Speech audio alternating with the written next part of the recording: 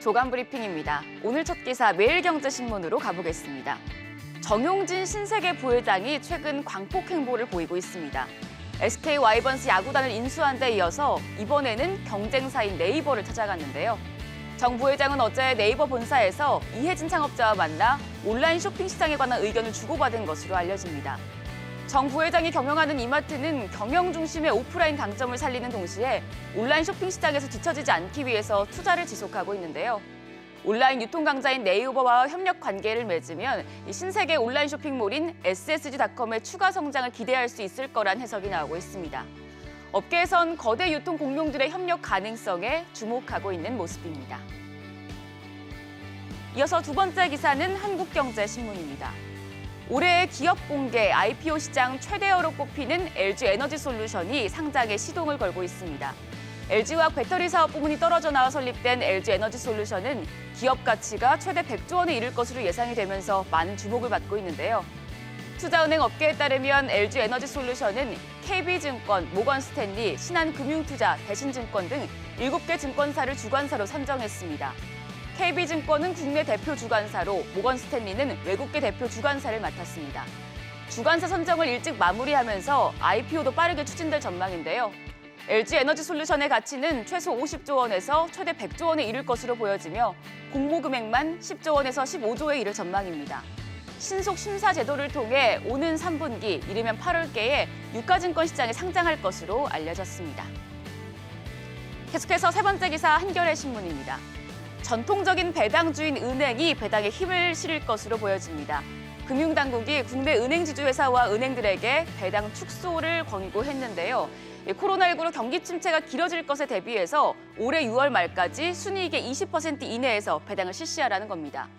2022년 제로 성장을 기록하는 L자형 장기 침체를 가정한 스트레스 테스트 결과 상당수의 은행이 기준을 통과하지 못했기 때문입니다. 코로나19가 장기화되면서 일부 은행들의 자본 여력이 충분하지 않을 수 있다는 건데요. 다만 테스트를 통과한 은행은 자율적으로 배당을 실시하도록 했습니다. 이에 따라 최근 은행 지주들의 평균 배당 성향보다 약 5에서 7%포인트 낮아질 것으로 예상됩니다. 금호석유화학에서 조카의 난이 벌어진 걸까요? 경영권 분쟁이 본격화했다는 전망이 나오고 있습니다. 금호석유화학의 박찬구 회장, 그리고 고 박정구 회장의 아들이자 박 회장의 조카가 여기 보이는 이 박철환 상무인데요. 박 상무는 금호석유화학 지분 10%를 보유한 개인 최대 주주입니다.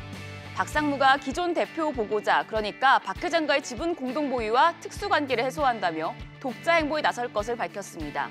이에 박 회장 측은 박 상무가 요구한 경영진 변경과 과당 배당은 비상식적이라고 반박하면서 분쟁이 불거졌는데요. 지난해 7월 그룹 인사에서 박 회장 아들 박준경 전무는 승진하고 박 상무는 승진하지 못하는 등 균열 조짐이 있었던 것으로 알려집니다. 오는 3월 치러질 주주총회에서 박 상무가 건설업체 IS 동수와 연합해서 박 회장 측에 맞설 수 있다는 관측이 나옵니다. 오늘 마지막 기사는 조선일보입니다. 국내 면세점 업계가 코로나보다 더 무서워하는 게 있다고 합니다.